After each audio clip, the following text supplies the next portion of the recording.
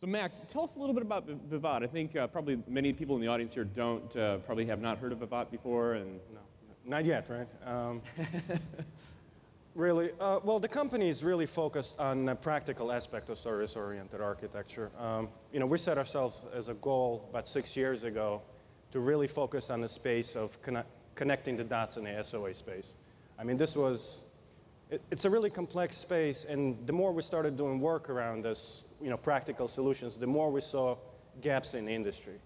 I mean, you kind of, when you implement an SOA within, you know, a specific client, you see different aspects of SOA. You see a lot of these different dots. There's middleware, there's governance, there's engineering aspect, processes, security, and everything else. And really, not a lot of this whole product type of solutions in place, and not a lot of practical whole product solutions. So organizations are really struggling, and you know, we're looking at it from really working with clients' perspective.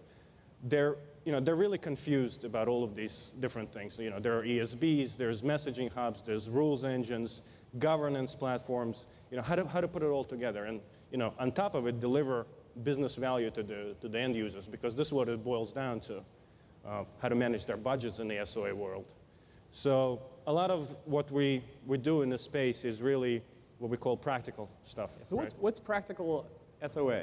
I mean, maybe that's not a term that everybody's heard here. Right. What does it mean? I know that SOA can be very, very theoretical. Yes. But what does it mean to bring it down and be practical? Absolutely. So this is really getting out of the white tower type of planning, and really getting out of the analysis paralysis and saying, hey, this is your environment. You're in the business of credit. You're in the business of health insurance. You know, let's do the services discovery phase.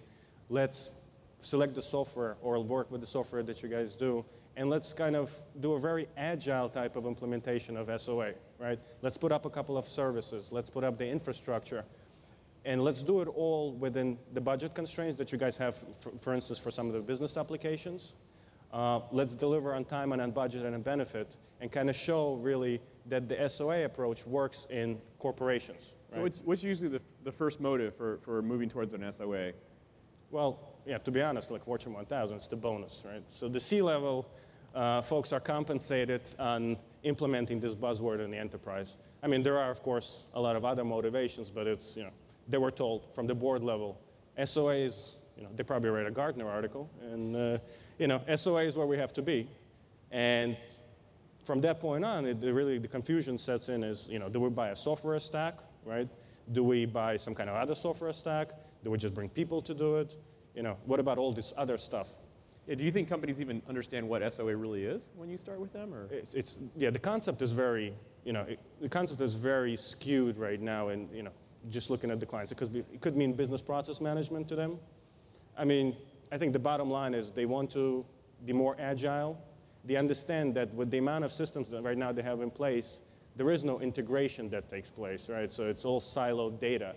So they understand the integration aspect of SOA, right? It's going to integrate my systems. It's going to make, you know, single sign-on, for instance. I don't have to log in into all these systems. So they translate it down to very simple terms.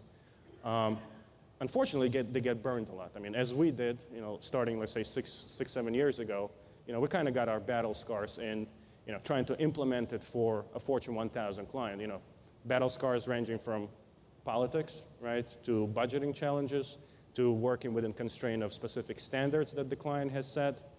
And, you know, we really build our practice around centers of excellence and around really kind of getting it done.